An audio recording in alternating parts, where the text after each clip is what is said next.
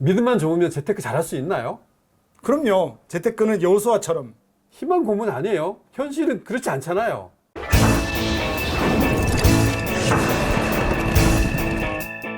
반갑습니다. 재테크는 여호수아처럼 데나리온 김명렬입니다. 반갑습니다. 데나리온 김의수입니다. 오늘 크리스천 재정 상담하시면서 그런 사례들 좀 많이 갖고 오신 것 같아요. 네. 네.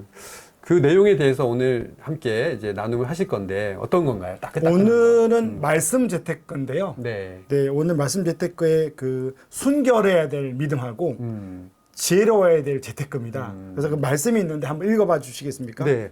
보라, 내가 너희를 보냄이 양을 이리 가운데로 보냄과 같도다. 그러므로 너희는 뱀같이 지혜롭고 비둘기같이 순결하라. 마태복음 10장 16절 말씀이네요. 네, 이 내용이 예수님이 제자들을 다 모으고 이제 전도하라고 세상에 보낼 때 세상이 만만치 않고 힘들잖아요. 네네. 그러니까 지금 우리 삶이 그렇다는 거죠. 그렇죠. 네, 그래서 여기서 나오는 게 뱀은 지혜고 비둘기는 순결인데 네. 이걸 재테크에 적용해서 뭐 어떤 게 순결이고 또 어떤 게 지혜로운지를 좀 그냥 이야기하면 또 어려우니까 사례를 통해서 좀 네. 적용해 보려고 합니다. 아, 기대가 됩니다. 네. 네. 재테크에서 뱀처럼 지혜롭고 비둘기처럼 순결 이렇게 네, 얘기하셨는데 네, 네. 순결해야 될 부분이 어떤 건가요? 이게 뭐 딱 이건 순결이다 이런 건 아닌데 우리가 예를 들어서 좀 제가 사례를 통해서 나누고자 하는데요. 비둘기같이 순결이라는 것은 결국은 구별되는 성도의 삶을 이야기하는 거거든요. 네. 그러면 저는 제가 강의할 때 재테크를 할 때 돈을 바라볼 때 믿음을 사용해야 될 영역이 있다. 예, 우리가 숫자를 가지고 이것저것 따져야 되지만 먼저 우리 마음이 믿음을 써야 되는 경우가 있다고 이야기를 하거든요. 예를 들어서 딱 이게 답은 아니지만 고민해야 될 시점이 있는 거죠. 네. 그래서 지난달에 결혼예배학교 강의를 많이 하거든요. 네. 그러면 강의 가면 이제 질의응답이 있는데 신혼부부들이 어떤 질문을 세 팀이 그 질문을 했어요. 총 한 60명이 있는데 그러니까 세 팀이 같은 질문을 했거든요. 무슨 질문인가 하면 결혼한 지 한 6개월에서 1년 된 거예요. 신혼부부들이 모여 있거든요. 네네네. 결혼한 지 6개월, 1년 됐는데 그 부부들이 혼인신고를 안 했대요. 살아보고. 그거 아니에요. 혼인신고를 안 한 이유가 아, 네. 청약 때문에요. 아, 그쵸. 그게 신혼부부 청약 기간을 좀 확보를 더 하려고. 네네네. 그거 잘 아시잖아요. 네. 네, 그리고 뭐 또 모르겠어요. 저는 신혼부부가 지금 아니니까 제가 강의도 하지만 어쨌든 신혼부부들이 여러 가지 청약에 뭐라 그럴까 초점의 확률을 높이기 위해서 혼인신고를 늦게 한대요. 장단점이 있을 텐데 그래서 물어보길래 제가 그랬어요. 내 집이 아무리 급하고 집이 필요해도 결혼을 했으면 예배 드렸지 않았냐. 뭐 하나님과 성경을 놔두고 많은 성도 앞에서 우리는 오늘 한 몸이 되고 이제 떨어질 수 없는 부부가 되었는데 몸과 마음과 육이 다 하나가 되었는데 왜 결혼 안 했다고 하느냐. 그래서 혼인신고 안 하는 것은 뭐 딱 죄다 이런 건 아니더라도 순결함에서 좀 벗어났다. 예, 근데 결국은 이 재테크 때문에 그런 거잖아요. 그래서 저는 이제 이야기할 때 저의 개인적인 생각을 물었거든요. 그래서 가능하면 혼인신고를 해야 되지 않냐. 이 부분 저도 했죠. 공감해요. 저도 혼인신고 딱 하고 나니까요. 그 사랑에서 전우애가 생기더라고요. 이거는 우리 하나다. 맞아요, 이런 거. 맞아요. 네. 그래서 무조건 이런 것들이 좀 믿음을 쓰는 거죠. 세상 사람들이 다 하더라도 우리 그리스도인들은 다른 구별된 삶을 산다. 이런 분들이 또 하나 있고 네네. 하나는 또 믿음을 써서 숨기려야 될 부분들이 자녀 교육 부분들이 되게 많아요. 관심 많잖아요. 네, 그리고 400만 원 정도 버는 뭐 이렇게 중산층에 400이면 많지는 않거든요. 그래서 이제 또 2억짜리 아파트, 6억짜리 아파트를 2억 대출 받고 산 거예요. 그러다 보니까 2억에 대한 원리금도 내야 되죠. 애들이 또 이제 중학교 가기 전에 초등학교 고학년이다 보니 또 2명의 교육비가 들어가죠. 그러다 보니 아이들을 키우면서 이제 걱정되는 거죠.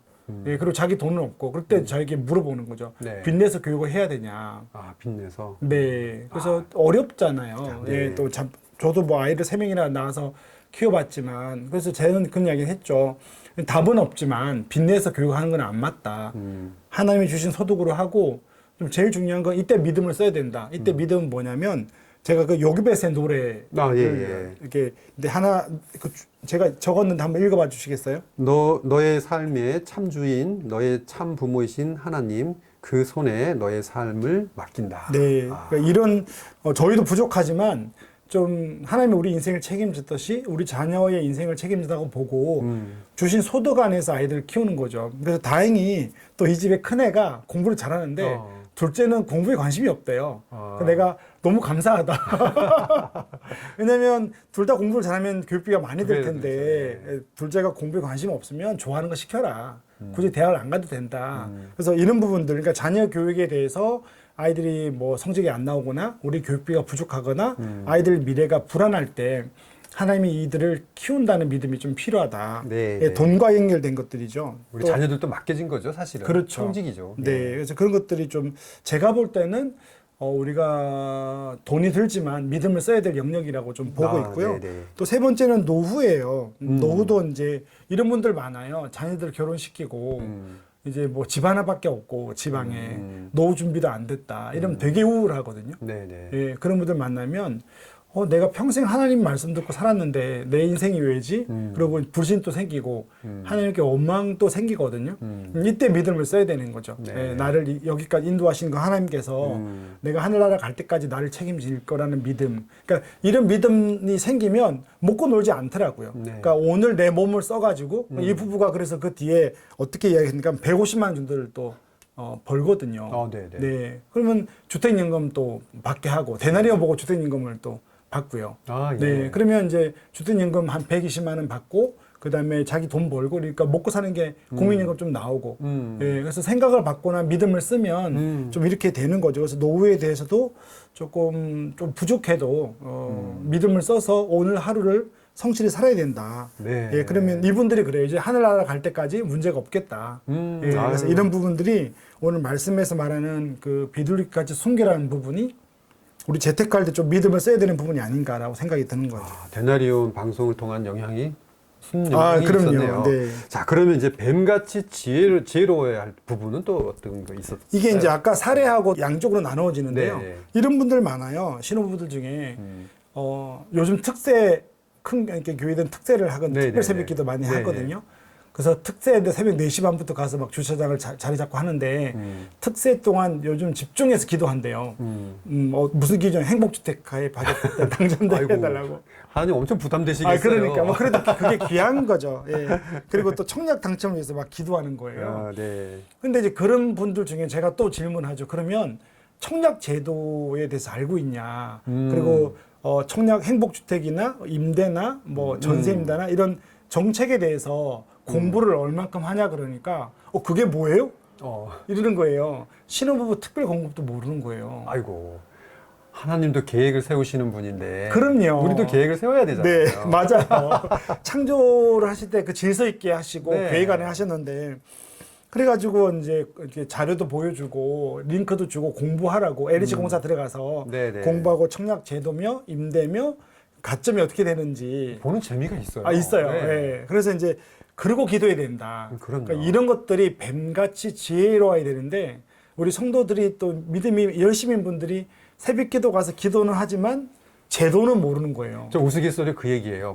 복권 당첨해달라고 기도하지 말고 복권이나 사라.